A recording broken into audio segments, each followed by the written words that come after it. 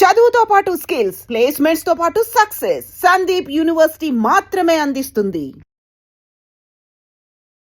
Israel versus Iran, ఈ రెండు దేశాల మధ్యలో యుద్ధ వాతావరణం ఇప్పుడు చూస్తుంటే ఎవరన్నా ఒక మాస్టర్ మైండ్ వెనకాల ఉండి ఈ యుద్ధానికి కారణమని అనుకోవాలా? జాయింట్గా ఆపరేట్ చేసి ఇస్రాయల్ మీద దాడి చేసినా కానీ ఇస్రాయల్ గెలిచారు.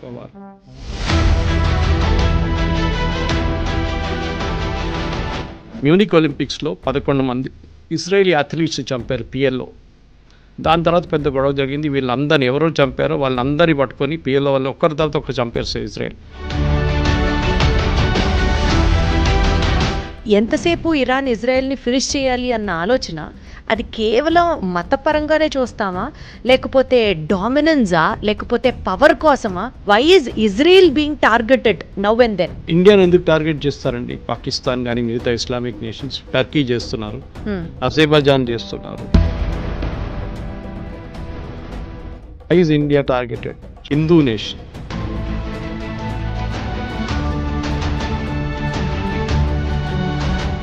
ఇరాన్ దగ్గర వస్తే వీళ్ళకి భయం ఏంటంటే ఇజ్రాయెల్కి వాళ్ళు ఎప్పుడైనా వాడుకుంటారు, ఎక్కడైనా వాడుకుంటారు. హుతీస్కి ఇచ్చేస్తారు, హెజ్బుల్లాకి ఇచ్చేస్తారు, హమాస్కి ఇచ్చేస్తారు. వాళ్ళ ఎగ్జిస్టెన్స్ ఉండదు ఇజ్రాయెల్. ఎందుకంటే ఒకసారి ఒక న్యూక్లియర్ బాంబ్ వేస్తున్నారు, దాని చుట్టుపక్కల ఉన్న 1000 కిలోమీటర్ల దాకా మీరు అసలు ఉండలేరు. నెక్స్ట్ 5000 సంవత్సరాల దాకా ఉండలేరు మీరు అక్కడ.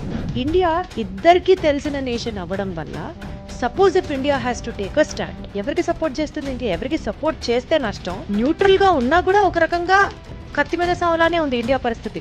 అసలు what is the future prediction for India? ఎవరికి సపోర్ట్ చేయాలి? చేస్తే ఎవరికి మంచిది? చేయకపోతే ఏం జరగబోతుంది? మనకి ఎప్పుడైనా పాజిటివ్ రిలేషన్షిప్ ఇజ్రాయెల్తోనే ఉంది. దానికోసం మొన్న SCO ఒక బాడీ ఉంది, మన బ్రెజిల్, చైనా వీళ్ళందరూ ఉన్న సోవియట్ యూనియన్లో ఉన్న ఒక బ్లాక్ ఉంది ఒకటి. అక్కడ మొన్న ఒక రెజల్యూషన్ పాస్ చేశారు ఇజ్రాయెల్ వ్యతిరేకంగా. భారతదేశం దాని నుంచి బయటకు వచ్చేసింది resolution. We didn't accept it.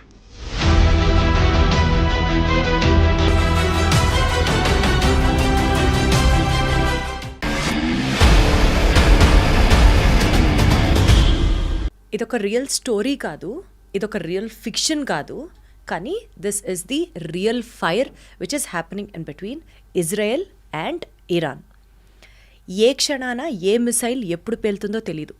ఇవాల్టి మిత్రులు రేపు ఎవరికి శత్రువులుగా మారుతున్నారో, ఇవాల్టి శత్రువులు రేపు ఎవరికి మిత్రులు అవుతారో కూడా అర్థం కాని సినారియో.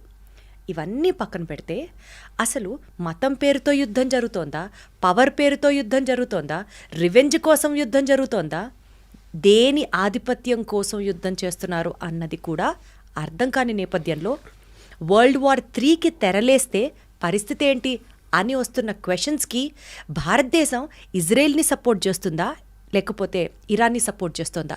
ఎవరికి సపోర్ట్ చెయ్యకపోయినా రిస్క్ ఎక్కువగానే ఉందా?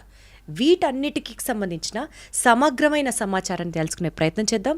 నాతో మాట్లాడడానికి senior journalist, a man of huge wisdom, Suresh Kochattil garu ఉన్నారు. సార్ నమస్తే. నమస్తే. సార్, ఇజ్రాయెల్ వర్సెస్ ఇరాన్, ఈ రెండు దేశాల మధ్యలో యుద్ధ వాతావరణం ఇప్పుడు చూస్తుంటే ఎవరన్నా ఒక మాస్టర్ మైండ్ వెనకాల ఉండి ఈ యుద్ధానికి కారణమని అనుకోవాలా, లేకపోతే సైలెంట్గా ఎవరన్నా పాములు కదుపుతున్నారా అని అనాలా? ఏం చెప్తారు? దీనికి ఒక ఫ్లాష్ బ్యాక్ ఉందమ్మా. ఫ్లాష్ బ్యాక్ వెళ్ళాల్సి వస్తుంది. ఇజ్రాయెల్ ఎప్పటి నుంచి ఒక దేశంగా ఫామ్ అయిందో 1948లో అందరికీ స్వాతంత్రం వస్తుంది. ఇజ్రాయెల్ స్టేట్గా ఫామ్ చేసుకున్నారు వాళ్ళు ఇప్పుడున్న మేజర్ పోర్షన్ ఆఫ్ వాళ్ళ ల్యాండ్, ఇజ్రాయెల్ దగ్గర ఉన్న టెల్ అవీవ్ కానీ మిగతా ప్లేసెస్ కానీ హైఫా కానీ, ఇదంతా వాళ్ళు డబ్బులు పెట్టి కొనుక్కున్నారు. ఆ టైంలో 48, 46, 47లో మొత్తం డెజర్ట్ ఉండేది కంప్లీట్గా, అక్కడ ఏం లేదు. సో అక్కడున్న అరబ్స్ ఏం చేశారంటే, ఇక్కడ ఏం చేసుకుంటాం మనం, ఈ పంటలు ఏం చేసుకోలేము, ఇక్కడ అసలు నీళ్ళు లేవు, ఎందుకు పనికిరాని ప్లేస్ అని చెప్పేసి ఇజ్రాయలీస్కి, జూస్కి ఇది అమ్ముకుంటే వెళ్ళిపోయారు ల్యాండ్. అది వీళ్ళు కొనుక్కొని మొత్తం పోర్షన్ వాళ్ళ దగ్గర వచ్చినప్పుడు వాళ్ళు స్టేట్ ఆఫ్ ఇజ్రాయెల్ ఫామ్ చేసుకున్నారన్నమాట. స్టేట్ ఆఫ్ ఇజ్రాయెల్ ఫామ్ చేసిన తర్వాత మన అందరికి తెలుసు, జూస్కి ముస్లిం నేషన్స్కి ఎప్పుడు పడదు. ఇప్పుడున్న ఇజ్రాయెల్ చుట్టుపక్కల ఉన్న జార్డన్, సిరియా, లెబనన్, ఈజిప్ట్, ఇంకా ఇటువైపు ప్యాలెస్టైన్, వీళ్ళెవరికి ఇజ్రాయెల్తో పడదు. అందరికన్నా ముందు మనకు తెలుసు 6 Day వార్ అని ఒక వార్ జరిగింది ఇజ్రాయెల్ మీద. ఈ అందరు కలిసి దాడి చేసిన 6 Day వార్లో వీళ్ళందరూ ఒకటే జాయింట్గా ఆపరేట్ చేసి ఇజ్రాయెల్ మీద దాడి చేసినా కానీ ఇజ్రాయెల్ గెలిచారు ఆ వారు. దాంట్లో చాలా మటుకు ఈజిప్ట్ దగ్గర ఉన్న కొంచెం ల్యాండ్, జార్డన్ దగ్గర ఉన్న కొంచెం ల్యాండ్ మొత్తం గుంజుకున్నారు ఇజ్రాయెల్. తర్వాత మనం చూసాం Yasser Arafat PLO, Palestine Liberation Organization చీఫ్గా ఉండి టెర్రరిస్ట్ గ్రూప్ నుంచి వాళ్ళకి నార్మల్ గ్రూప్కి వచ్చారు. దాని తర్వాత ఇత్సాక్ రబీన్తో అగ్రిమెంట్ సైన్ చేసి పీస్ అగ్రిమెంట్ సైన్ చేసినప్పుడు ఒక శాంతి వాతావరణం వచ్చింది ఆ ఏరియాలో. కానీ దాని ఇజ్రాయెల్ తర్వాత వర్సెస్ ఆ మిగిలిన 6 నేషన్స్కి శాంతి వాతావరణం వచ్చిందని చెప్తున్నారు. అంటే వాళ్ళందరూ వెనకకి వెళ్ళిపోయారు. పిఎల్ఓ మెయిన్గా ప్యాలెస్టైన్ లిబరేషన్ ఆర్గనైజేషన్ ఇజ్రాయెల్ని అంగీకరించారు. Israel has a right to exist అని. ఎందుకంటే అరబ్స్కి ఒక ప్రాబ్లం ఏంటంటే ఇజ్రాయెల్ అని రాష్ట్రం ఉండకూడదు. ఈ బేసిక్ ఇప్పుడున్న కూడా అదే ప్రాబ్లం. మీరు చూడండి, ఇరాన్ ఏమంటున్నారు, Israel has no right to exist. అంటే ఇజ్రాయెల్ ఒక దేశంగా ఉండకూడదు, వాళ్ళని మొత్తం వైపౌట్ చేయాలి, జ్యూస్ అనే కమ్యూనిటీ ఉండకూడదు. ఇది వాళ్ళు ఇప్పుడు కాదు, ఇది మన కింగ్ సోలమన్ టైం నుంచి వస్తున్నాం మనం. ఇన్ఫ్యాక్ట్ లోకంలో ఒకటే దేశం ఉంది, ఎప్పుడైనా జ్యూస్కి పారిపోయి వచ్చినప్పుడు వాళ్ళని రండి మా దగ్గర ఉండండి అని చెప్పడానికి లోకంలో ఒకటే దేశం ఉండే ఆ టైంలో. You talking of from the king Solomon time నుంచి, అది భారతదేశం. నాకు ఇప్పుడు కూడా గుర్తుంది, మా ఇంటి నుంచి కేరళలో ఉన్న మా విలేజ్ నుంచి 16 కిలోమీటర్ దూరం క్రాంగనూర్ అని చెప్పి పెద్ద ఒక పోర్ట్ ఉండే ఒక టైంలో. దాని తర్వాత ఒక సునామీ వచ్చినప్పుడు మొత్తం కొట్టుకుపోయింది. అది 17th century 16th centuryలో. అప్పుడు దాన్ని కొడుంగలూరు అంటారు ఆ ప్లేస్ని. వెరీ సీకోస్ట్ దగ్గర ఉంటుంది. జ్యూస్ వచ్చి ఫస్ట్ ల్యాండ్ చేసిన ప్లేస్ అది ఇండియాలో. ఇంకోటి ముంబై వైపు కూడా ల్యాండ్ అయ్యారు, అప్పుడు బాంబే. అక్కడ కూడా అక్కడున్న రాజు రండి మాతో ఉండండి అని చెప్పి వాళ్ళకి స్థలం ఇచ్చారు. ఇక్కడ కూడా వాళ్ళకి పెద్ద ఒక స్థలం ఇచ్చారు. వాళ్ళు ఫస్ట్ సినగాగ్ అక్కడ కట్టుకున్నారు, అంటే వాడు గుడి అనుకోండి. అక్కడ నెక్స్ట్ వాళ్ళు కొచ్చిన్కి వెళ్ళారు. మీరు ఇప్పుడు కూడా కొచ్చిన్కి వెళ్తే జ్యూ టౌన్ అని పెద్ద టౌన్ ఉంది అక్కడ ఓల్డ్ కొచ్చిలో, ఫోర్ట్ కొచ్చిలో. కంప్లీట్ జ్యూస్ ఉండేటోళ్ళు అక్కడ, కానీ ఇప్పుడు అందరు వెళ్ళిపోయారు. ఇప్పుడు ఒక 20 మంది ఉన్నారు అక్కడ అంతే. సో చాలా తక్కువ, కానీ అక్కడ పెద్ద ఒక సినగాగ్ ఉంది, చాలా బ్యూటిఫుల్ సినగాగ్ అది. సో జ్యూస్ అనే ఒక కమ్యూనిటీని మనం ఎట్లా అంటే వాళ్ళని ఉండనీయట్లేదు. ఈ అరబ్ నేషన్స్కి జ్యూస్ అంటే అస్సలు పడదు. అది ఇప్పుడు కూడా చూడండి, ఎవరైనా కానివ్వండి. ఇప్పుడు వీళ్ళ కాన్సెప్ట్ ఏంటంటే from the river to the sea is Palestine అని. రివర్ అంటే జార్డన్ రివర్ ఒకవైపు, సీ ఒకవైపు. ఇక్కడ ఇజ్రాయెల్ ఉన్నారు, ఇటువైపు జార్డన్, ఇటువైపు ఏమో ఇప్పుడున్న గాజా స్ట్రిప్. అంటే ఇజ్రాయెల్ ఉండకూడదు నడిమిట్ల, జార్డన్ నుంచి గాజా దాకా, అక్కడి నుంచి సీ దాకా మొత్తం వాళ్ళ దేశమే ఉండాలని చెప్తున్నారు. ఎవరు? ప్యాలెస్టీనియన్స్ వాళ్ళు. ఇది అంగీకరిస్తున్నారు అరబ్ నేషన్స్ అందరూ. ఇన్ఫ్యాక్ట్ ఈ పీస్ డీల్ సైన్ చేసిన తర్వాత కూడా మనకు అందరు తెలుసు, దానికన్నా ముందు మ్యూనిక్ ఒలింపిక్స్లో 11 మంది ఇజ్రాయేలీ అథ్లీట్స్ చంపారు పిఎల్ఓ. దాని తర్వాత పెద్ద గొడవ జరిగింది. వీళ్ళందరినీ ఎవరో చంపారో వాళ్ళందరినీ పట్టుకొని పిఎల్ఓ వాళ్ళని ఒక్కరి తర్వాత ఒకరు చంపారు సార్ ఇజ్రాయెల్. అప్పుడు ఇజ్రాయెల్ తెలిసింది ఏంటంటే మాకు సర్వైవ్ చేయాలంటే మాకు ఛాన్స్ లేదు, మాకు ఆప్షన్ లేదు. We have to fight to survive. ఎవరు వారిని సింపథైజ్ చేయరు. సింపథైజ్ చేసే చాలా తక్కువ నేషన్స్ ఉన్నారు. ఇన్ఫ్యాక్ట్ ఇందిరాగాంధీ టైంలో పిఎల్ఓకి సపోర్ట్ చేశారు, మన ఇజ్రాయెల్ సపోర్ట్ చేయలేదు. ఒక టెర్రరిస్ట్ ఆర్గనైజేషన్ సపోర్ట్ చేశాం. ఇప్పుడు కూడా మన హమాస్ని ఒక టెర్రరిస్ట్ ఆర్గనైజేషన్గా డిక్లేర్ చేయలేదు, ఈవెన్ మోదీ గవర్నమెంట్ వచ్చిన తర్వాత కూడా. కానీ దానికన్నా ముందు ఇంకా దారుణ పరిస్థితి ఉండే. పిఎల్ఓ లాంటి టెర్రరిస్ట్ ఆర్గనైజేషన్ని భారతదేశం సపోర్ట్ చేస్తుండే. ఓకే, సరే ఆ హిస్టరీ అయిపోయింది. యాసిర్ అరాఫాత్ని ఇజ్రాయెల్ వాళ్ళు చంపేశారు, అది అందరికి తెలుసు. ఫుడ్ పాయిజనింగ్ చేసి ఆయన అవుట్ చేసేసారు కంప్లీట్గా. దాని తర్వాత వాళ్ళు next in command take over చేసుకున్నారు, కానీ వాళ్ళని అందరినీ హమాస్ తెరిమి కొట్టి బయటకు చేసేస్తారు. Okay, Hamas is a terrorist organization. Hamas main sponsor Iran. ఇప్పుడు మనం హిస్టరీకి వస్తున్నాం, ప్రజెంట్ డే హిస్టరీ, పాత హిస్టరీ నుంచి ప్రజెంట్ డే హిస్టరీకి వస్తున్నాం. అటువైపు లెబనన్ కంట్రీలో క్రిస్టియన్ కంట్రీ ఉండేది. ఒక 10-20 సంవత్సరాల ముందు క్రిస్టియన్ కంట్రీ, అది ఇప్పుడు టోటల్ ఇస్లామిక్ అయిపోయింది. అక్కడ ఉన్న క్రిస్టియన్స్ 16% ఎంత ఉన్నారు, వాళ్ళు కూడా అక్కడి నుంచి పారిపోతున్నారు. ఎవరు లేరు ఇప్పుడు అక్కడ, ఎక్కువ ఉన్నారు 6-10% ఉన్నారు అంతే. అక్కడ హెజ్బుల్లా అని చెప్పి ఇంకొక టెర్రరిస్ట్ ఫోర్స్ని ఇరాన్ సపోర్ట్ చేస్తున్నారు. అంటే ఏం చేస్తారు, వీళ్ళకి డబ్బులు ఇస్తారు, వీళ్ళకి ఆయుధాలు ఇస్తారు, వీళ్ళకి కావాల్సిన టెక్నాలజీ ఇస్తారు, వీళ్ళకి కావాల్సిన మారల్ సపోర్ట్ ఇస్తారు, అన్నీ చెప్పిస్తారు ఇరాన్. సో మనకి హమాస్ అయిపోయింది, ఇటువైపు హెజ్బుల్లా అయిపోయింది. హమాస్ అని టెర్రరిస్ట్ ఆర్గనైజేషన్ అక్కడ ప్యాలెస్టీన్ అథారిటీ అని ఉండే, అంటే నడిపించడానికి, అంటే మన వెస్ట్ బ్యాంక్ కానివ్వండి గాజాని అడ్మినిస్టర్ చేయాల్సింది. అక్కడున్న గవర్నమెంట్ పేరు ప్యాలెస్టీనియన్ అథారిటీ, అది పిఎల్ఓ నుంచి వచ్చింది, యాసిర్ అరాఫాత్ టైం నుంచి వచ్చింది అనమాట. కానీ హమాస్ వాళ్ళని ఉండనియట్లేదు అక్కడ అసలు. మీరు అసలు మీరేం చేయకూడదు ఇక్కడ, మీరు పక్కన జరిగిపోండి అని చెప్పి గాజా నుంచి తరిమి కొట్టేశారు బయటికి. వాళ్ళు ఉన్నది ఇప్పుడు వెస్ట్ బ్యాంక్లో ఉన్నారంతే ఇటువైపు. సో గాజాలో ఉన్న టెర్రరిస్ట్ గ్రూప్. మూడోది హూతీస్. యమన్లో మీకు తెలుసు, యమన్లో పెద్ద ఒక సివిల్ వార్ జరిగిన తర్వాత హాఫ్ యమన్ టెర్రరిస్ట్ గ్రూప్ దగ్గర ఉంది, ఇంకొక హాఫ్ గవర్నమెంట్ దగ్గర ఉంది, వాళ్ళ గవర్నమెంట్. ఈ terrorist group financed again Iran, మొత్తం డబ్బులు ఇచ్చి ఆయుధాలు ఇచ్చి. హూతీస్ అంటారు వాళ్ళు. సో 3 Hలు: హూతీ, హెజ్బుల్లా, హమాస్. వీళ్ళు ముగ్గురు కలిసి ఇజ్రాయెల్ మీద ఎప్పుడు దాడి చేస్తూనే ఉంటారు. సూసైడ్ బాంబ్ అటాక్ ఉండొచ్చు. మనం మర్చిపోకూడదు, చాలామంది అరబ్స్ ఇజ్రాయెల్లో ఉంటారు, పనిచేస్తారు ఇజ్రాయెల్లో. కానీ అప్పుడు కూడా ఇజ్రాయెల్ వాళ్ళని ఉండనిస్తున్నారు, ప్రాబ్లం లేదు. కానీ అప్పుడప్పుడు ఏం చేస్తారంటే ఈ గాజా వైపు నుంచి వచ్చిన వాళ్ళు ఎవరైనా, లేకుంటే ఈ గ్రూప్ నుంచి ఎవరైనా సూసైడ్ బాంబ్ చేస్తారు. బస్ స్టాండ్ దగ్గరనో లేకుంటే సోల్జర్స్ వెళ్తున్న ఇక్కడ చెక్ పోస్ట్ కాడ వెళ్ళి సూసైడ్ బాంబింగ్ చేస్తారు. అది ఇజ్రాయెల్ తర్వాత స్ట్రాటజీ యూజ్ చేసి దాన్ని అడ్డుకున్నారు. ఇదంతా మొదలైంది ఎక్కడంటే October 7th. మనకు అందరికీ తెలుసు, 2 సంవత్సరాల ముందు October 7th ఇజ్రాయెల్ మీద గాజా నుంచి పెద్ద ఒక దాడి జరిగింది. మేజర్ ఇంటెలిజెన్స్ ఫెయిలియర్ అది, దాంట్లో డౌట్ లేదు. 1000 మంది కనుక చనిపోయారు, 1200 మందిని కిడ్నాప్ చేసి తీసుకెళ్లారు, మన అందరికీ తెలుసు అది. దాంట్లో ఇప్పుడు కూడా 48 మంది వాళ్ళ దగ్గర ఉన్నారు, పాలస్టీనియన్ టెర్రరిస్ట్ దగ్గర ఉన్నారు, హమాస్ దగ్గర.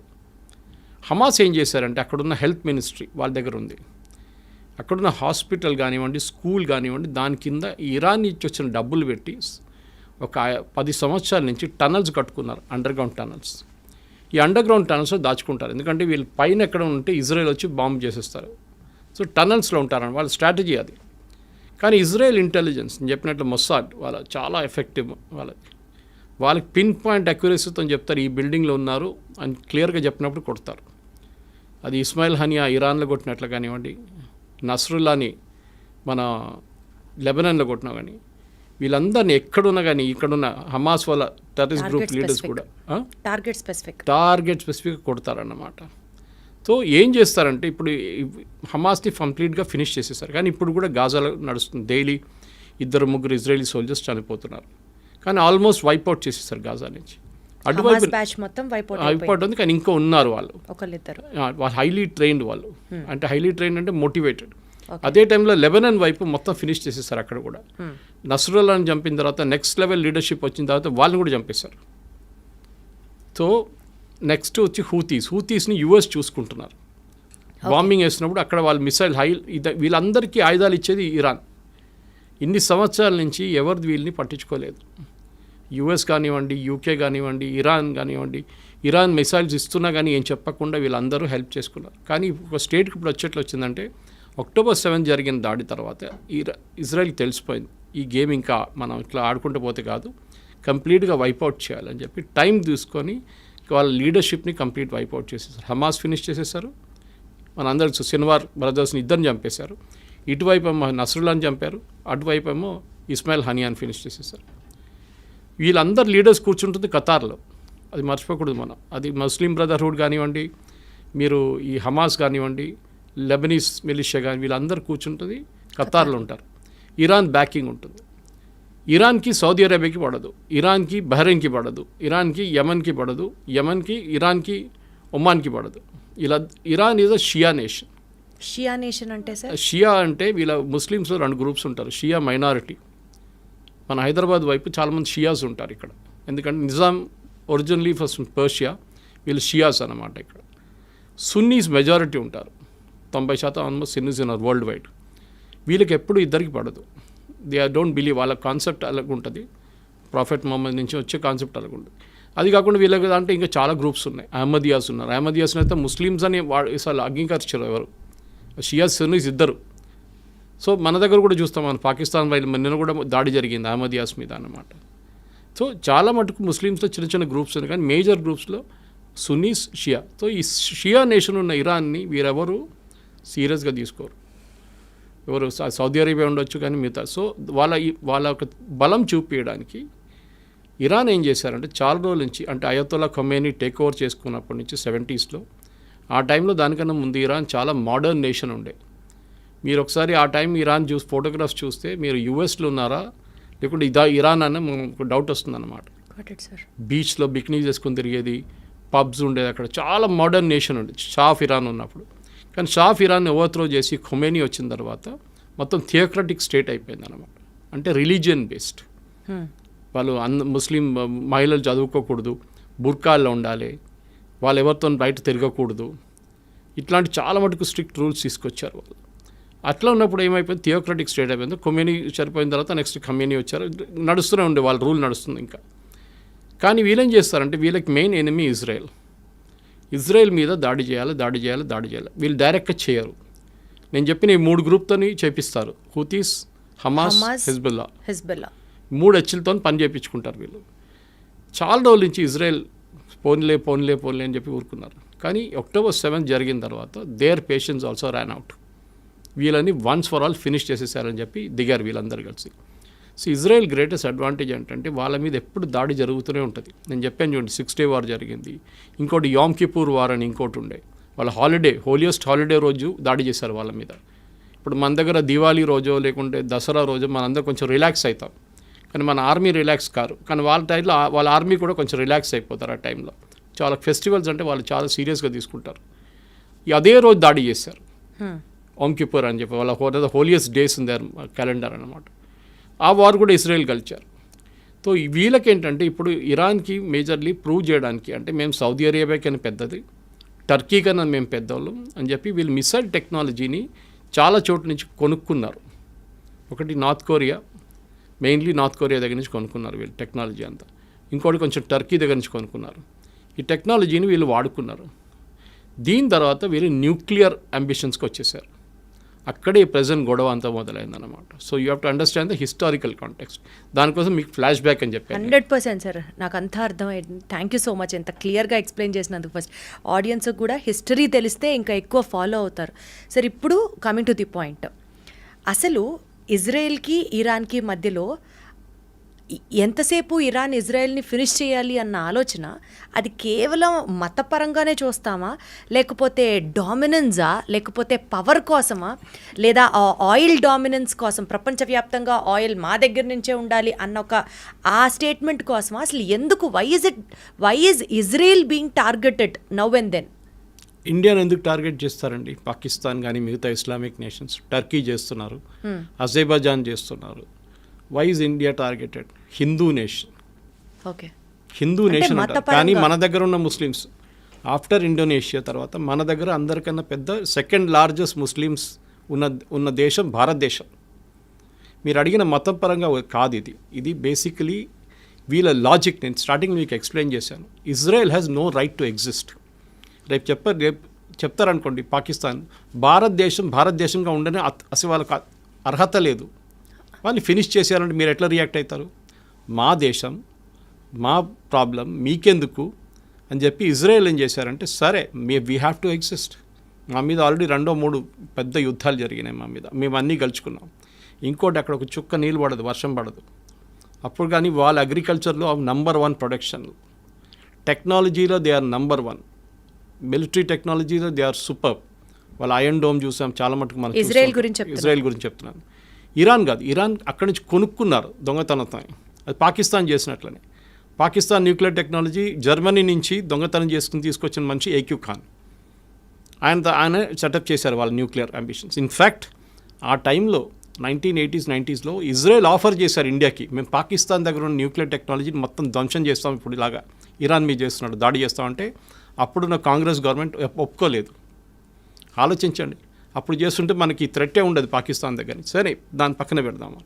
ఇప్పుడు ఇరాన్ కేసులో ఏమైందంటే, ఇరాన్కి న్యూక్లియర్ టెక్నాలజీ వాళ్ళ చేతికి దొరికింది, వాళ్ళకి యురేనియం దొరికింది, ఇంపోర్ట్ చేసుకోవచ్చు మీరు ఫర్ పీస్ఫుల్ పర్పసెస్. కానీ పీస్ఫుల్ అని ఇరాన్ ఎప్పుడు ఉండరు, మన అందరికి తెలుసు. వాళ్ళకి అంబిషన్ ఏంటంటే, ఒకటి మాకు వరల్డ్లో మేమే నంబర్ 1 లీడర్. అంటే ఒకవైపు టర్కీ ఏమంటున్నారంటే మేమే ఒరిజినల్ ఖలీఫా, అక్కడి నుంచి మా లైనేజ్ డైరెక్ట్ ప్రాఫెట్ మొహమ్మద్ నుంచి మాకే, మేము ఖలీఫేట్ మేమే. ఒటువైపు సౌదీ అరేబియా ఏమంటున్నారు, హోలియెస్ట్ సైట్స్ మా దగ్గర ఉంది, మెక్కాన్ మదీనా మా దగ్గర ఉంది, we're the original Muslim Islamic nation.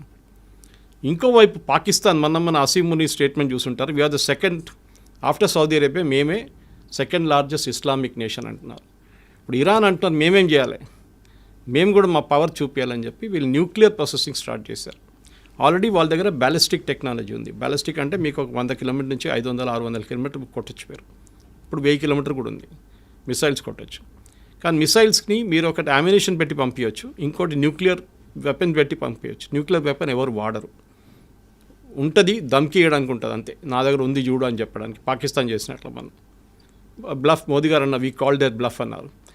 Iran ఏం చేశారంటే న్యూక్లియర్ ప్రాసెసింగ్ మొదలుపెట్టి వాళ్ళ పవర్ ప్లాంట్ ఉంది, వాళ్ళకి ఒక న్యూక్లియర్ పవర్ ప్లాంట్ అక్కడ వాడుకుంటారు. ఇప్పుడు మన హైదరాబాద్లో చర్లపల్లిలో న్యూక్లియర్ ఫ్యూయల్ కాంప్లెక్స్ ఉంది. మనం బయట నుంచి తెప్పించుకున్న యురేనియం అంతా, అది కాకుండా మన దగ్గర ఉన్న కొంచెం యురేనియం వాడుకొని దాన్ని ప్రాసెస్ చేసి రాడ్స్లో తయారు చేసి మన కల్పాకం కానివ్వండి, మిగతా మన కైగా లాంటి అటామిక్ పవర్ ప్రాజెక్ట్స్కి పంపిస్తాం. ఓకే, అక్కడ వాళ్ళు దాన్ని న్యూక్లియర్ పవర్గా వాడుకుంటారు, న్యూక్లియర్ పవర్ జనరేట్ చేయడానికి వాడుకుంటారు. దానికి ఒక ప్యూరిటీ లెవెల్ ఉంటుంది. ఓకే, అంటే మీరు వెపన్ గ్రేడ్కి వెళ్ళాలంటే న్యూక్లియర్ సివిలియన్ యూస్కి మీకు 20-40% ప్యూరిటీ ఉంటే చాలు. 40 కూడా చాలా ఎక్కువ. కానీ మీరు 60% దాకా ప్యూరిటీ మీరు, అంటే సెంట్రిఫ్యూజ్ అంటారు దాన్ని. మీరు కాలేజ్లో మనం ఫిజిక్స్ కెమిస్ట్రీ ఎక్స్పెరిమెంట్ చేస్తున్నప్పుడు ట్యూబ్స్ పెట్టి ట్యూబ్స్లో కొన్ని లిక్విడ్ సెంట్రిఫ్యూజ్ చేస్తారు, దాన్ని ఫాస్ట్గా తిప్పుతాం. దాని నెక్స్ట్ టెక్నాలజీ చాలా advance technology, same centrifuge technology nuclear యురేనియంలో యూజ్ చేస్తారు ప్యూరిటీ తీసుకురావడానికి. వీళ్ళు కూడా ఏం చేశారంటే ఇరాన్ ఈ కొంచెం రిలాక్స్గా ఉన్న టైంలో యూఎస్ కానీ వీళ్ళని కానీ బయట నుంచి ఏదో ఇంకో పేరు చెప్పి ఆ సెంట్రిఫ్యూజ్ తెప్పించుకున్నారు.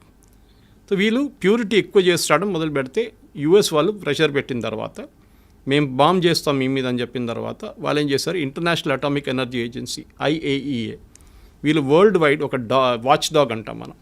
అంటే ఎక్కడెక్కడ న్యూక్లియర్ టెక్నాలజీ ఉందో వీళ్ళు అక్కడ ఇన్స్పెక్షన్ చేస్తారు. It's UN body, independent UN body అన్నమాట. సో IAEA ఏం చేస్తారంటే వాళ్ళు వచ్చి ఇరాన్ మీద మేము మొత్తం నిఘా పెట్టబోతున్నాం. సో వాళ్ళు ఏం చేస్తారంటే ఇన్స్పెక్షన్స్ ఉంటుంది వాళ్ళకి, సర్ప్రైజ్ ఇన్స్పెక్షన్స్. మీరు ఎందుకు వాడుతున్నారు, మీరు ఎక్కడి దాకా వచ్చారు, లేదు చూడండి మేము సివిలియన్కే వాడుకుంటున్నాం, ఆ రికార్డు చూసుకోండి అని చెప్పి అంతా చూపిస్తారు. అది కాకుండా వాళ్ళు CCTV కెమెరా పెడతారు, చాలా హై రెజల్యూషన్, కంటిన్యూస్ మానిటరింగ్ ఉంటుంది ఇరాన్ మీద అన్నమాట. మన మీద కూడా ఉంటుంది, ఒక్కొక్కసారి మనం కూడా డిస్క్లోజ్ చేయాల్సి వస్తుంది. సో అది కాకుండా ఇరాన్ ఏం చేశారంటే ఈ ప్యూరిటీ ఎక్కువ పెంచడం మొదలుపెట్టారు. 50 దాకా వచ్చారు, 50 నుంచి 55కి వచ్చారు. మొన్న 55కి వచ్చినప్పుడు సడన్గా ఇజ్రాయెల్ ప్యానిక్ అయ్యారు. ఎందుకంటే ఒకసారి 60% క్రాస్ చేస్తే వీళ్ళు న్యూక్లియర్ వెపన్స్ తయారు చేయొచ్చు. యురేనియం ప్యూరిటీ 60% కన్నా ఎక్కువ అయితే you can make nuclear weapons. అప్పుడు దాకా మీ సివిలియన్ యూస్కి వాడుకుంటారు. ఆ టైంలో అమెరికా నెగోసియేషన్స్ మొదలుపెట్టారు. మీకు గుర్తుంటుంది, ప్రెసిడెంట్ ట్రంప్ ఇరాన్తో మాట్లాడడం, ఫస్ట్ రౌండ్, సెకండ్ రౌండ్ బహ్రెయిన్లో జరిగింది, ఒమాన్లో జరిగింది టాక్, కానీ ఇక్కడికి వెళ్ళట్లేదు. ఎందుకు ఇరాన్ ఫైనల్ ఏమేంటంటే మాకు బాంబు కావాలి. కానీ వాళ్ళు ఏమంటారు, మేము చేయట్లేదు, చూడండి మేము మంచి అబ్బాయిలు, మేము ఏం చేయట్లేదు. కానీ IAEA ఏం చెప్పారంటే వీళ్ళు చీట్ చేస్తున్నారు, వీళ్ళు కెమెరాలు ఆఫ్ చేసేస్తున్నారు, కెమెరా మీద బట్టలు వేసేస్తున్నారు, ఏదేదో పని చేస్తున్నారు, సెంట్రిఫ్యూజ్ తెప్పించుకుంటున్నారు బయట నుంచి, ప్యూరిటీ ఎక్కువ చేస్తున్నారు. లాస్ట్కి వచ్చినప్పుడు ఒక 2 వారాల ముందు ఫైనల్లీ ఇజ్రాయెల్ డిసైడ్ చేసుకున్నారు, ఇంకా ఒక నెల ఆగితే, 2 నెలలు ఆగితే వాళ్ళు వెపన్స్ గ్రేడ్ యురేనియం తయారు చేసుకుంటారు. దాని తర్వాత వాళ్ళని ఆపలేము, పాకిస్తాన్ లాగా అయిపోతారు. మా దగ్గర ఒక 100, పాకిస్తాన్ దగ్గర 80 వెపన్స్ ఉన్నాయి, న్యూక్లియర్ గ్రేడ్ వెపన్స్ రెడీగా ఉన్నాయి వాళ్ళ దగ్గర. మన దగ్గర 150 ఉంది, చైనా దగ్గర 500 ఉంది, US అయితే బియాండ్ థౌజండ్స్లో ఉన్నాయి వాళ్ళ దగ్గర. సో ఇప్పుడు ఏమైందంటే లోకంలో 5-6 నేషన్స్ ఉన్నారు, వెపన్స్ ఉన్న నేషన్స్. ఇరాన్ దగ్గర వస్తే వీళ్ళకి భయం ఏంటంటే ఇజ్రాయెల్కి వాళ్ళు ఎప్పుడైనా వాడుకుంటారు, ఎక్కడైనా వాడుకుంటారు. హుతీస్కి ఇచ్చేస్తారు, హెజ్బుల్లాకి ఇచ్చేస్తారు, హమాస్కి ఇచ్చేస్తారు, వాళ్ళ ఎగ్జిస్టెన్స్ ఉండదు ఇజ్రాయెల్. ఎందుకంటే ఒకసారి ఒక న్యూక్లియర్ బాంబ్ వేసిన తర్వాత దాని చుట్టుపక్కల ఉన్న 1000 కిలోమీటర్ దాకా మీరు అసలు ఉండలేరు. నెక్స్ట్ 5000 సంవత్సరాల దాకా ఉండలేరు మీరు అక్కడ. అది కంప్లీట్ అంత రేడియేషన్ ఉంటుందన్నమాట. మనం చూసాం హిరోషిమా నాగసాకిలో ఏం జరిగిందనేది. సో న్యూక్లియర్ డెటనేషన్ అంటే చాలా సీరియస్ ఇష్యూ. దానికోసం మనం ఇప్పుడు డెటనేషన్ చేస్తున్నప్పుడు, మనం టెస్ట్ చేస్తున్నప్పుడు ఏదో ఒక డెజర్ట్లో వెళ్ళి చేసుకుంటాం మనం టెస్ట్. పోఖ్రాన్లో ఎందుకు టెస్ట్ చేస్తామంటే పోఖ్రాన్ డెజర్ట్ నడిమిట్లో ఉంది, మన థార్ డెజర్ట్ నడిమిట్లో రాజస్థాన్లో. అది కూడా లోపలికి తవ్వి 20 కిలోమీటర్ లోపలికి వెళ్ళి, లేకుంటే 15 కిలోమీటర్ లోపలికి వెళ్ళి అక్కడ మనం వెపన్ పెట్టి టెస్ట్ చేస్తాం దాన్ని. సో రేడియేషన్ పైకి రాకుండా, చిన్న ఎర్త్క్వేక్ లాగా ఉంటుంది, భూకంపంగా వస్తుంది ఆ టైంలో, 3-4 రిక్టర్ స్కేల్ మీద వస్తుంది అనమాట. సో ఈ దాంట్లో ఇజ్రాయెల్ ఏం డిసైడ్ చేశారంటే 2 వారాల ముందు వీళ్ళని ఇట్లా ఇవ్వకూడదు, వీళ్ళు తయారు చేసుకుంటే వీళ్ళది ఫస్ట్ వీళ్ళ న్యూక్లియర్ అసెట్స్ మీద కొట్టాలి. సో వీళ్ళు 3-4 సైట్స్ ఉన్నాయి వీళ్ళ దగ్గర. సో ఈ న్యూక్లియర్ అసెట్స్ సివిలియన్ యూస్ ఒకటే, మీరు కల్పాకం లాంటి రియాక్టర్ కానివ్వండి, కైగా లాంటి రియాక్టర్ అంతా మనకు కనిపిస్తుంది బయట న్యూక్లియర్ ప్లాంట్ అంటే. కానీ న్యూక్లియర్ వెపన్స్ ఎప్పుడు స్టోర్ చేసేది మౌంటైన్స్ లోపల స్టోర్ చేస్తారు. మన పాకిస్తాన్ చూసాం, కిరాణా హిల్స్లో కొట్టాం మనం, వాళ్ళ మీద కొట్టలేదని మనం అంటున్నాం, కానీ జరిగింది. We didn't hit the weapons directly, కానీ దాన్ని కైరానా హిల్స్ ఫేస్ అంటే మౌంటైన్ లోపల ఎంటర్ అయ్యే గేట్ ఉంది చూడండి, అక్కడ కొట్టాం. ఇప్పుడు దాంట్లో లోపల ఎంటర్ చేయలేకపోతున్నారు పాకిస్తాన్. అక్కడ ఏం జరిగిందో వాళ్ళకి తెలియదు. ఇజ్రాయెల్ కూడా అదే స్ట్రాటజీ యూజ్ చేశారు. ఇన్ఫ్యాక్ట్ చాలా మటుకు డిఫెన్స్ ఎక్స్పర్ట్స్ ఏమంటున్నారంటే భారతదేశం చేసిన అదే స్ట్రాటజీ పాకిస్తాన్ వ్యతిరేకంగా ఇజ్రాయెల్ చేశారు.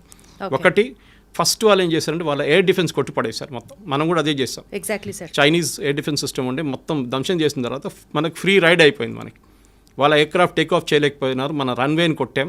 సో దేవర్ స్టక్. మన వాళ్ళకి ఫ్రీ టైం దొరికింది, మిసైల్స్ కూడా ఎట్లా కావాలంటే అట్లా కొట్టారు మన వాళ్ళు.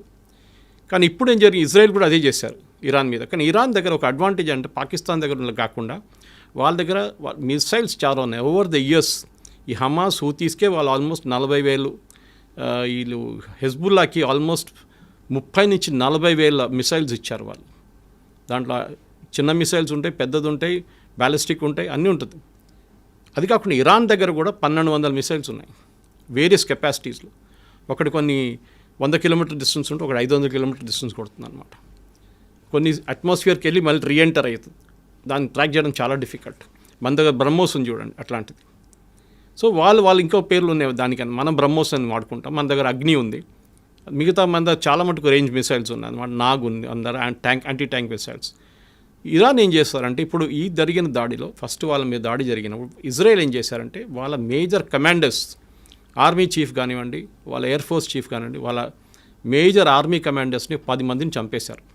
సూపర్ ఇంటెలిజెన్స్ అంటే వీళ్ళు ఎక్కడ కూర్చుంటారో ఎవరికి తెలియదు, వాళ్ళకే తెలియదు, వాళ్ళ తోడున్న వాళ్ళకి తెలియకుండా ఇస్రాయెల్లో ఉన్న మొసాడ్ వాళ్ళు ఇరాన్లో వచ్చి అక్కడ ఉండి చేపించారు ఇది.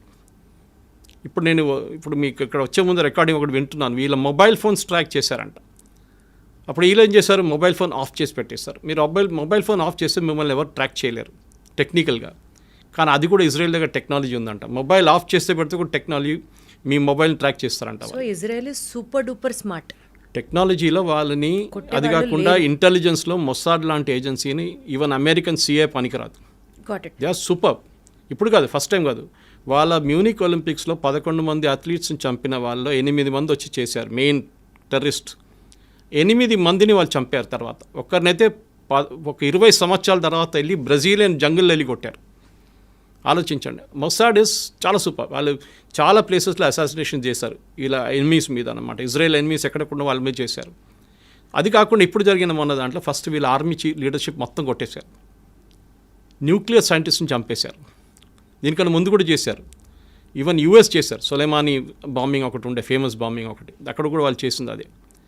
ఇప్పుడు మన హెజ్బుల్లా బాంబింగ్ చూసాం. హెజ్బుల్లాది మీటింగ్ జరుగుతున్నప్పుడు నస్రుల్లాని కొట్టారు. అది కూడా బంకర్ 3 ఫ్లోర్ల కింద. బంకర్ బస్టర్ బాంబ్ అంటారు దాన్ని. అంటే బాంబు పైనుంచి డ్రిల్ చేసుకుంటూ పోతుంది. డ్రిల్ చేసి వెళ్ళి కింద ఎక్కడ ఉందో అక్కడ వెళ్ళి కంప్లీట్ బ్లాస్ట్ అయిపోతుంది అనమాట. షాక్తో చనిపోతారు, మంటలేమి ఉండదు. ఈవెన్ నసరుల్లా బాడీ అట్లనే దొరికింది intact.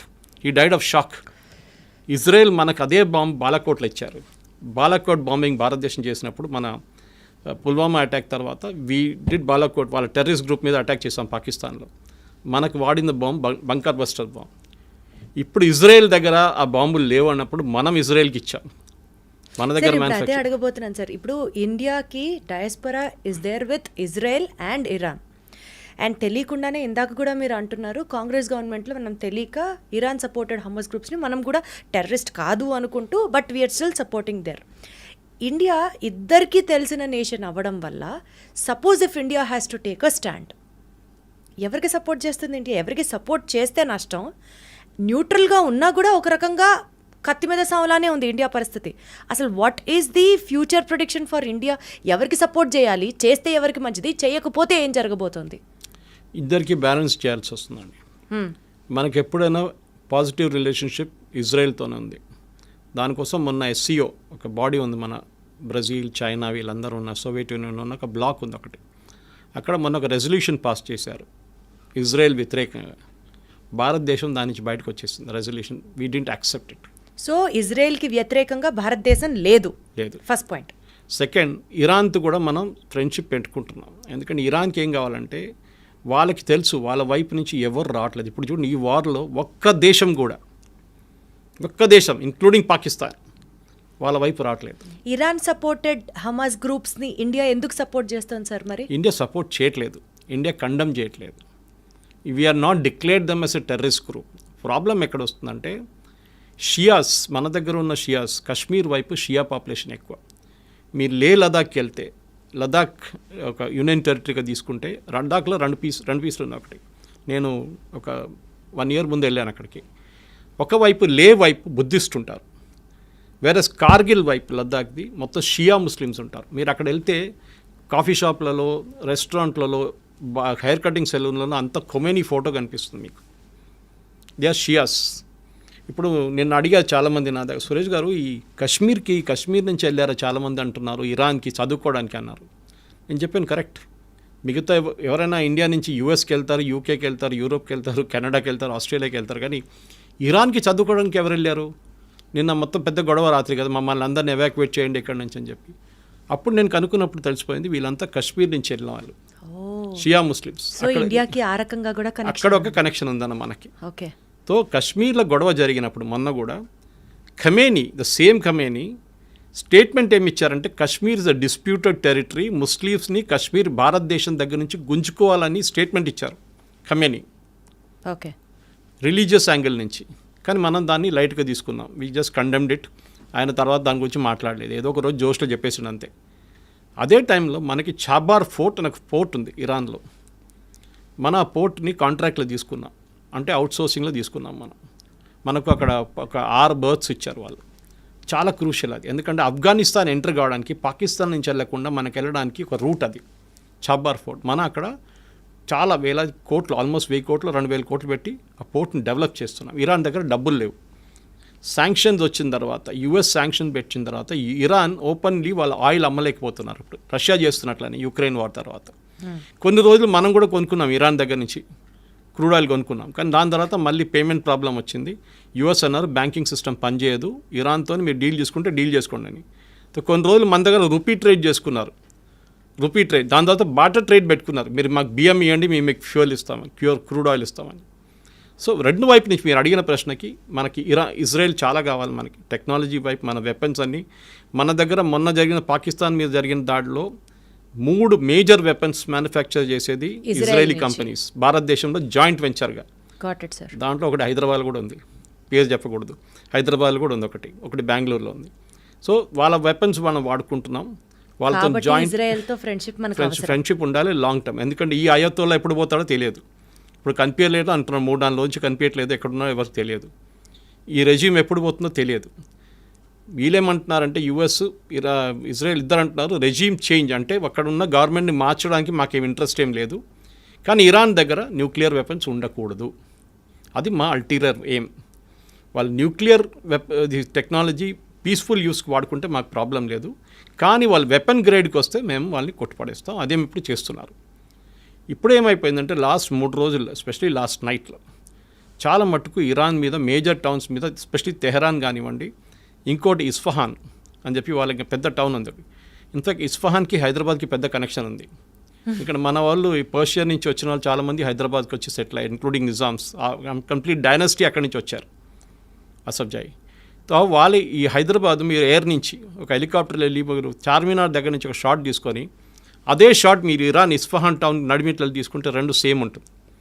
So Isfahan Hyderabad model చేస్తుంది ఇస్ఫహాన్ మీద అనమాట. సో ఇస్ఫహాన్లో పెద్ద న్యూక్లియర్ ఫెసిలిటీ ఒకటి ఉంది, ఇంకోటి ఫరోల్ది చెప్పి ఇంకో ప్లేస్లో ఒక న్యూక్లియర్ ఫెసిలిటీ ఉంది. ఇదంతా మౌంటైన్స్ కింద ఉంది. దాన్ని ఇజ్రాయెల్ కొడుతున్నారు రెగ్యులర్గా. ఇప్పుడు అది కాకుండా వీళ్ళ దగ్గర ఉన్న 40,000 అన్నారు, ఫస్ట్ 1,00,000 మిసైల్స్ ఉన్నారు, దాన్ని మళ్ళీ డిగ్రేడ్ చేసి 60 అన్నారు, మళ్ళీ 40 అన్నారు, ఇప్పుడు 20 అంటున్నారు. ఇప్పుడు ఇరాన్ దగ్గర బహుశా ఉన్నది ఒక 15,000 మిసైల్స్. దాన్ని కూడా లాంచర్ మీద పెట్టినప్పుడు నిన్న కూడా చూసాం మనం చాలా మటుకు వీడియోలు, ఇజ్రాయెల్ కొట్టారు లాంచర్ మీద. ఎందుకంటే ఇది దివాళీ పటాకాలు కాదు కదా, ఏదో బాటిల్లో పెట్టి పంపించడానికి పైకి లాంచర్లు కావాల్సి వస్తుంది. మొబైల్ లాంచర్స్ ఉంటుంది, ఫిక్స్డ్ లాంచర్స్ ఉంటుంది. మొబైల్ లాంచర్స్ ట్రాక్ చేయడానికి డిఫికల్ట్ ఉంటుంది. పెద్ద లారీస్ ఉంటుంది, పెద్ద లారీ మీద ఒక మిసైల్ ఇట్లా పెట్టుకొని దాన్ని టిల్ట్ చేసి ఫైర్ చేస్తారు.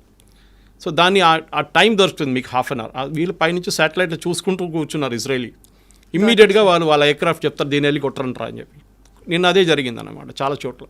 సో వాళ్ళని డిగ్రేడ్ చేస్తున్నారు ఇరాన్ని. ఒక టైం వస్తుంది, ఇంకో వారం తర్వాత 10 రోజుల తర్వాత ఇరాన్ దగ్గర మిసైల్స్ ఉండవు. అప్పుడు ఏం చేస్తారు? అదే టైం ఇజ్రాయెల్ కంప్లీట్గా దానికోసం నిన్న కూడా చూడండి, it had absolute run on Tehran. Even president Trump చెప్పారు వెకేట్ టెహరాన్ ఇమీడియట్లీ.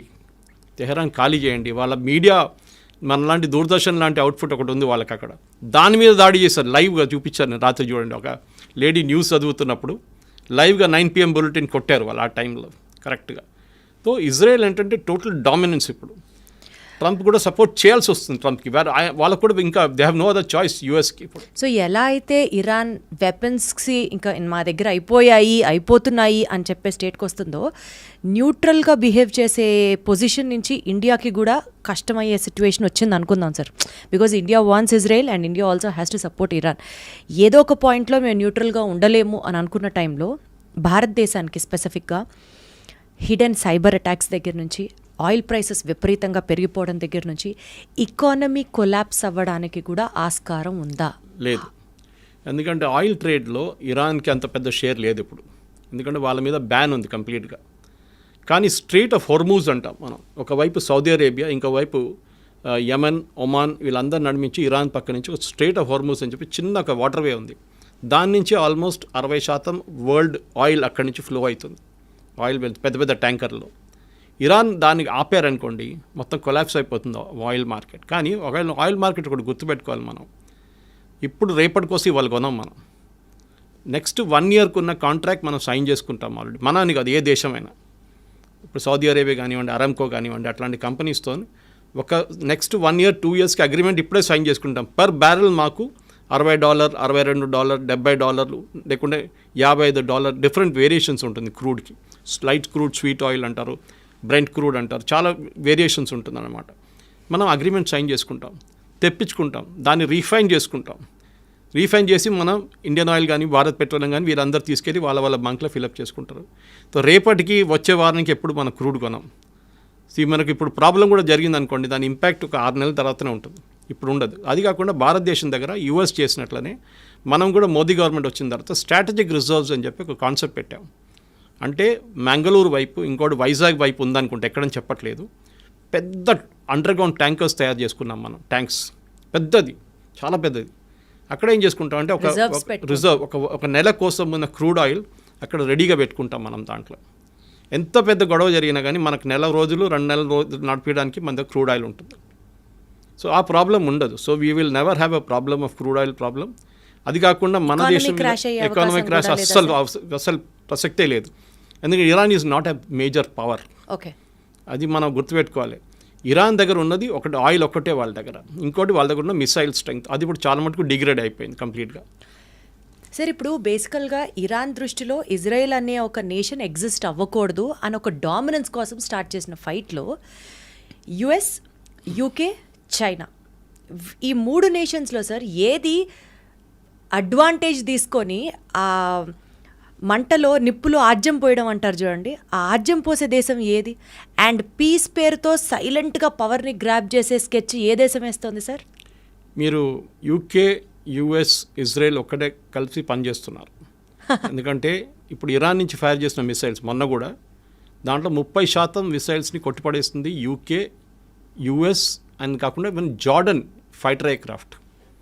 మిగతా ఐరన్ డోమ్కి వచ్చేదాకా, ఇజ్రాయెల్ దగ్గర వచ్చేదాకా 70% మిగిలింది. దాంట్లో కూడా వాళ్ళు ఆల్మోస్ట్ 90% కొట్టిపడేశారు, 10% మిస్ అయిపోతుంది. ఇప్పుడు మనం కూడా మన పాకిస్తాన్ జరిగినప్పుడు మీరు చూస్తుంటారు, ఆకాశంలో కొడుతున్న షాట్స్ ఉన్నాయి చూడండి, అదే జరుగుతుంది. మన దగ్గర ఉన్న ఐరన్ డోమ్ S-400, అది కాకుండా దాని తర్వాత నెక్స్ట్ మన దగ్గర ఆకాష్ తీర్ ఉంది, దాని తర్వాత యాంటీ ఎయిర్క్రాఫ్ట్ గన్స్ ఉంది. నడిమిట్లో ఒక 5-6 ఉన్నాయి మిసైల్ రేంజెస్. ఇజ్రాయెల్ దగ్గర డేవిడ్ స్లింగ్ అని ఒకటి ఉంది, that is beyond 200 to 300 kilometers వచ్చే మిసైల్స్ తీసుకుంటుంది. దగ్గరకు వచ్చిన 100 kilometers మిస్టి ఇది మన వాళ్ళ ఐరన్ డోమ్ చూసుకుంటుంది అనమాట. అది కాకుండా పేట్రియట్ అని చెప్పి ఇంకో ఎక్స్టెండెడ్ రేంజ్ 500 kilometers ఇంకోటి ఉంది వాళ్ళది, అది అమెరికన్ టెక్నాలజీ. అది ఇది 3 వాడుకోవడం. అది కాకుండా అమెరికా థాడ్ అని చెప్పి వాళ్ళ ఒక సిస్టమ్ ఉంది, THAD, అది మన S-400 లాగా అనమాట. దాన్ని కూడా అమెరికా ఒక సెట్ తీసుకొచ్చి ఇజ్రాయెల్లో పెట్టారంట, చెప్పట్లేదు దాని గురించి, మాట్లాడలేదు. అంటే US is silently supporting Israel. Has to and is doing it also. Trump చాలా క్లియర్గా చెప్పారు నిన్న కూడా, we're not fighting this war, but at the same time we're not backing out Israel, we're supporting Israel. ఎందుకంటే Israel అనే ఒక community, ఈ Jewish community, US అని కాదు, లోకంలో ఎక్కడైనా they are the most powerful community.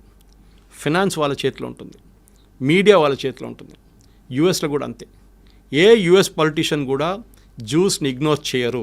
Okay, ఆ పరిస్థితి ఇప్పుడు మన భారతదేశంలో డయాస్పోరా ఉన్నారు చూడండి, మనం ప్రొఫెషనల్స్, మన డాక్టర్స్ కానీ ఇంజనీర్స్ కానీ ఉంటాం, వాళ్ళది కాదు, వాళ్ళు మీడియా కంట్రోల్ చేస్తారు.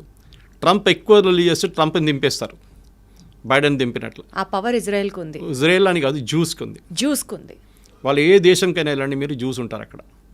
మన ఎప్పుడు జోకింగ్లు చెప్తారు, ఎక్కడ పోయినా మలయాళీలు కనిపిస్తారు, కేరళ నుంచి ఉన్న వాళ్ళు ఈవెన్ మూన్లో కనిపిస్తారు, అదేలాగా ఇజ్రాయేలీలు కూడా కనిపిస్తారు, జ్యూస్ కనిపిస్తారు. కరెక్ట్ అది.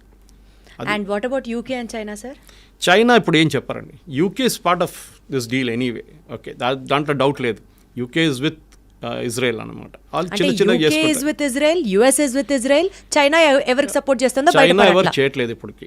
చైనా ఓన్లీ రెజల్యూషన్ పాస్ చేస్తుంది, మేము కండెమ్ చేస్తున్నాం, మేము అది చేస్తున్నాం, ఇది చేస్తున్నాం. ఎందుకంటే చైనాకి భయం ఏంటంటే, మేము దీంట్లో గిట్ట దడితే యుఎస్ వచ్చి అక్కడ వాళ్ళ తైవాన్ దగ్గర వచ్చి కూర్చుంటారు, యుఎస్ సౌత్ చైనా సీలో మమ్మల్ని మా షిప్ని పోనీయరు, మేము దీంట్లో గొడవ మాకు పెట్టక్కర్లేదు. వాళ్ళు ఓడిపోతున్న పార్టీతో మేమేం పెట్టుకోము ఇరాన్లో, వాళ్ళు ఓడిపోతారు, రేపు పారిపోతారు, ఇక ఆయన రష్యాకి వెళ్ళిపోతారు, ఎక్కడికి వెళ్తారో తెలియదు ఖమేని, కానీ వెళ్ళిపోతారు, గాయబైపోతారు అని ఒక కాన్ఫిడెన్స్. అంటే ఎవరికి ఇరాన్ మీద నమ్మకం లేదు ప్రస్తుతం.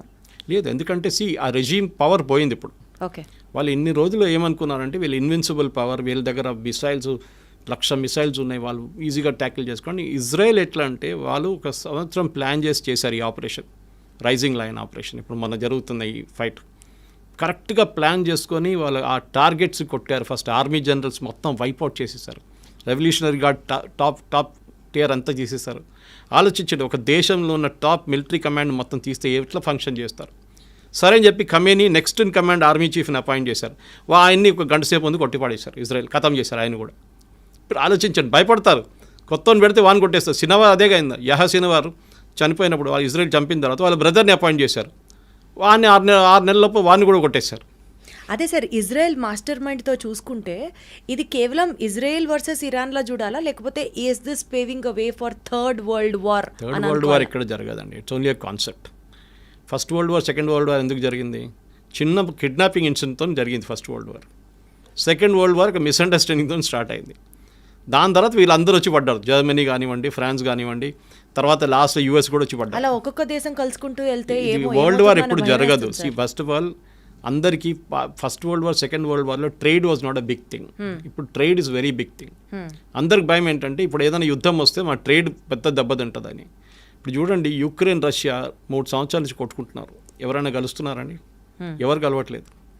రష్యాకి తెలుసు మేము ఇది గెలవలేము మొత్తం, కానీ యుక్రెయిన్ తెలుసు మేము కూడా గెలవలేము అని చెప్పి, కానీ కొట్టుకుంటున్నారు. అదే సార్, ఒక్కొక్కళ్ళ శత్రువు ఒక్కొక్కళ్ళకి మిత్రుడు అవుతారంటారు కదా. Enemies my friend. ఎగ్జాక్ట్లీ అలానే కనుక ఆలోచిస్తే ఇప్పుడు రష్యా అండ్ ఇజ్రాయెల్ ఫ్రెండ్స్ అయిపోతున్నారు, బికాజ్ ఆల్రెడీ వాళ్ళిద్దరూ ఒకరికొకరు సపోర్ట్ చేసుకుంటున్నారు. ఇలా ఒక్కొక్క దేశం యాడ్ చేసుకుంటూ వెళ్తే రేపు ఒక పెద్ద విధ్వంసం జరుగుతుందా అని భయం వేస్తుంది. ఏం కాదండి, వాళ్ళ సెల్ఫిష్ ఇంట్రెస్ట్ చూసుకుంటున్నారు. రష్యాకి ఇప్పుడు టైం లేదు. రష్యాకి వాళ్ళ దగ్గర ఉన్న యుక్రెయిన్తో ప్రాబ్లం నడుస్తుంది. వాళ్ళు ఎవరిని సపోర్ట్ చేయడానికో ఎవరిని డిఫెండ్ చేయడానికి వెళ్ళరు. వాళ్ళ ఇంట్లోనే మంట పట్టుకుంది, వాళ్ళు చూసుకుంటున్నారు దాన్ని. ఇంకొక ఇంట్లో ఏం చూసుకుంటామని వాళ్ళు. So they will not do anything. China నేను చెప్పినట్లు బికాజ్ వాళ్ళ ఇంటర్నల్ ప్రాబ్లమ్, అమెరికాతో ఉన్న ట్రేడ్ ప్రాబ్లమ్స్ కానీ వాళ్ళు కూడా దీంట్లో వచ్చి పడరు ఇప్పటికీ present situation. They cannot help Iran also. మీరు మిసైల్స్ ఇచ్చినా కానీ వాళ్ళు ఇరాన్ వాడుకోలేరు ఇప్పుడు దాన్ని. ఆ టెక్నాలజీ డిఫరెంట్ ఉంటుంది. పాకిస్తాన్కి మొన్న ఇచ్చినట్టు వాళ్ళ టెక్నాలజీ లాగా అయిపోతుంది. వాడుకోవడానికి పాకిస్తాన్కి తెలియదు ఎట్లా వాడుకోవాలని, వాళ్ళు వాడుకోలేకపోయారు. వాళ్ళ డిఫెన్స్ సిస్టమ్స్ కానీ ఏదైనా చైనా దగ్గర తీసుకున్న ఎయిర్క్రాఫ్ట్ కానీ ఏదైనా కానివ్వండి. So Iran as a nation is finished. కానీ రెజీమ్ చేంజ్ జరుగుతుందా, లేకుంటే కొత్త లీడర్షిప్ టేక్ ఓవర్ చేస్తారా? ఆ కొత్త లీడర్షిప్ పాత లీడర్షిప్ కన్నా ఇంకా ఏం చెప్తారు, రిలీజియస్లీ ఇంకా కొంచెం అరగెంట్ అయిపోతారా, ఇంకా కొంచెం ఏం చెప్తారు స్ట్రాంగ్ అయిపోతారని భయం ఒకటి ఉంది. ఇప్పుడున్న లీడర్షిప్ కొంచెం మోడరేట్ అనిపిస్తారు మీకు అప్పుడు అని చెప్పేసి దాన్ని చూస్తూ ఉండాలి మనం. ఎందుకంటే షా ఆఫ్ ఇరాన్ కానీ వాళ్ళ కొడుకు, ఇప్పుడు షా ఆఫ్ ఇరాన్ లేరు కానీ వాళ్ళ కొడుకు వాళ్ళ ఫ్యామిలీ రిటర్న్ రావచ్చు అంటే అది రాలేరు. ఇరాన్లో డెమోక్రసీ వస్తుందంటే అది కూడా డౌట్. మీరు గుర్తుపెట్టుకోండి, ఇరాక్లో వెళ్ళారు యుఎస్, ఏం చేశారు, మొత్తం ధ్వంసం చేసి సద్దాం హుసేన్ బయట పంపించింది, అక్కడ మెస్ అయిపోయింది. ఇప్పుడు కొంచెం స్టేబుల్గా ఉంది. లిబియాకి వెళ్ళారు, ఏం చేశారు, ఇదే పని చేశారు. సిరియాకి వెళ్ళారు, ఏం చేశారు, ఇదే పని చేశారు. ఆఫ్ఘనిస్తాన్కి వెళ్ళారు, అక్కడ కూడా మొత్తం ధ్వంసం చేశారు యుఎస్. సో యుఎస్ ఎక్కడ వెళ్ళినా కానీ అక్కడ ధ్వంసం చేసి వాళ్ళ ఎప్పుడైనా గుర్తుపెట్టుకోండి, US never fought a war on its soil. వాళ్ళ సాయిల్ మీద ఇవాళ దాకా ఒక ఫైట్ జరగలేదు. 2 సార్లు జరిగింది. ఒకటి పర్ల్ హార్బర్, జాపనీస్ పైలట్స్ వచ్చి వాళ్ళ మీద అటాక్ చేశారు, కామికాజే అటాక్ చేశారు. సెకండ్ 9/11 జరిగినప్పుడు. రెండిని యుద్ధం అని చెప్పలేము. కానీ సెకండ్ వరల్డ్ వార్ ఎండింగ్ వచ్చింది దాని తర్వాతనే. ఫస్ట్ పర్ల్ హార్బర్ జరిగిన తర్వాత న్యూక్లియర్ బాంబ్ తీసుకెళ్ళి వేశారు, మా మీద దాడి చేశారు కదా, మేము చేసి చూపిస్తామని చేసుకెళ్ళి. దానికోసం అమెరికా ఇప్పుడు కూడా ఇరాన్ అదే వార్న్ చేస్తున్నారు. మా బేసెస్ ఉంది ఖతార్లో, వీళ్ళ చాలా పెద్ద బేస్ ఉంది యూఎస్ది, సౌదీ అరేబియాలో పెద్ద బేస్ ఉంది. మీరు you name it and the basis there. యూఎస్కి 15 బేసెస్ ఉన్నాయి వెస్ట్ ఏషియాలో, పెద్ద వాళ్ళ 20 ఎయిర్క్రాఫ్ట్లు, మొత్తం అమెరికన్ సిటీ లాగా ఉంది వాళ్ళ దగ్గర. దాని మీద దాడి చేస్తే మేము మిమ్మల్ని ఫినిష్ చేసేస్తాము, మీరా హూతీలా ఎవరైనా కానివ్వండి. అదొక భయం ఇరాన్కి ఉంది. ఎలాగో అమెరికా డైరెక్ట్గా సపోర్ట్ ఇజ్రాయెల్కే చేస్తోంది.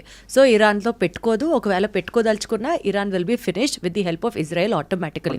సరే, ఈ నేపథ్యంలో ఏ మిసైల్ ఎప్పుడు పేలుతుందో తెలీదు ఇరాన్ మీద. ఇరాన్ రెజీమ్ ఎంత మారుతున్నా, ఆ చేంజింగ్ ఓవర్ చూసుకుంటున్నా సరే, but still if Israel is very specific about Iran finish చేసేసే నేపథ్యంలో one shocking incident where India should also be equally ready for or well equipped for, foresee చేసుకుంటూ India కూడా జాగ్రత్త పడాల్సిన సిచ్యువేషన్ ఏమైనా మీ ప్రెడిక్షన్లో ఉందంటారా? What do have to say about it? Nuclear, ఎందుకంటే ఫోర్డ్రో కానివ్వండి, వాళ్ళది నాన్స్ 2 న్యూక్లియర్ ఫెసిలిటీస్ మీద దాడి జరుగుతుంది.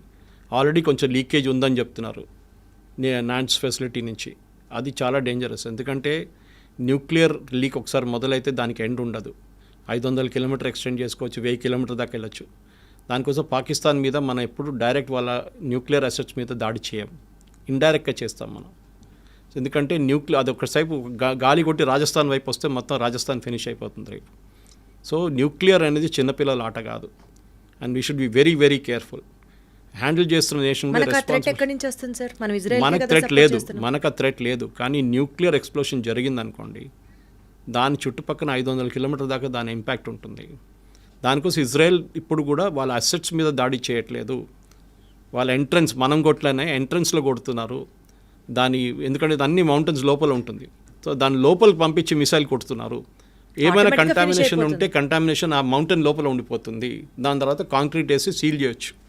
చెర్నోబిల్ మీకు అందరికి గుర్తుంటుంది, మనందరికీ చెర్నోబిల్ న్యూక్లియర్ ప్లాంట్ బ్లాస్ట్ అయినప్పుడు. ఇప్పుడు కూడా నెక్స్ట్ 2000 సంవత్సరాలు కూడా దాని పక్కన ఎవరు ఉండలేరు 500 కిలోమీటర్ దాకా.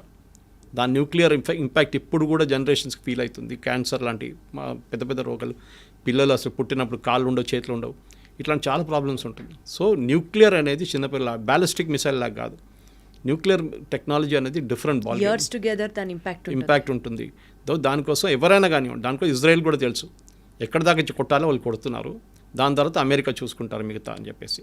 సో అమెరికా ఏం చేస్తారంటే, ఇప్పుడు బహుశా ఏం జరగబోతుందంటే, ఆల్రెడీ ట్రంప్ G7 నుంచి రిటర్న్ వచ్చేసారు, జల్దీ 1 డే ముందే వచ్చేసారు. ఏం చేయబోతున్నారంటే, they will hold the nuclear assets, transfer చేసుకుంటారు. ఇప్పుడు పాకిస్తాన్ దగ్గర కూడా అదే చేశారు. పాకిస్తాన్ న్యూక్లియర్ అసెట్స్ మీద అమెరికా పట్టుంది. ఎందుకంటే అది తాలిబాన్ దగ్గర దొరికింది అనుకోండి, ఫినిష్డ్. తాలిబాన్ రేపు తీసుకొచ్చి యూఎస్ మీద వేస్తారు. మనకు అది భయం ఉంది ఒకటి. ఎవరు టెర్రరిస్ట్ చేతిలో పడకూడదు, అది మెయిన్ స్ట్రాటజీ. అది ఇజ్రాయెల్ ఉండనివ్వండి, యూఎస్ ఉండనివ్వండి, యూకే ఉండనివ్వండి, మనం కూడా అంతే. న్యూక్లియర్ కమాండ్ అనేది ఒక డెమోక్రటిక్ గవర్నమెంట్లో డిఫరెంట్ ఉంటుంది. ప్రైమ్ మినిస్టర్ దగ్గర న్యూక్లియర్ బటన్ ఉంటుంది లాంచ్ చేయాలంటే, కానీ ప్రైమ్ మినిస్టర్ మోదీ సపరేట్ ఆ బటన్ ప్రెస్ చేయలేరు. ఒక చైన్ ఆఫ్ కమాండ్ ఉంటుంది. చాలామంది అప్రూవ్ చేసి లాస్ట్లో బాంబింగ్ కోసం అప్రూవల్ వస్తుంది అనమాట. అండ్ మనకు already no first use policy ఉంది. సో మనం ఇప్పుడు వాడం, కానీ మన దగ్గర 180 దాకా రెడీమేడ్ మిసైల్స్ ఉన్నాయి. దాన్ని అసెంబుల్ చేయడం, పంపించడం. న్యూక్లియర్ మిసైల్స్ ఎప్పుడు అసెంబుల్ చేసి పెట్టరు, కానీ ఫిట్ చేయాల్సి వస్తుంది అనమాట. వార్ హెడ్, అది మిసైల్ ఉంటుంది, దాని మోటార్ ఉంటుంది, దాని మిగతా పార్ట్స్ ఉంటుంది, లాస్ట్ వార్ హెడ్ ఉంటుంది. దానిలో నార్మల్ బాంబ్ పెట్టచ్చు, న్యూక్లియర్ బాంబ్ పెట్టచ్చు. కానీ న్యూక్లియర్ బాంబ్ ఎవరు వాడరు. I keep repeating this.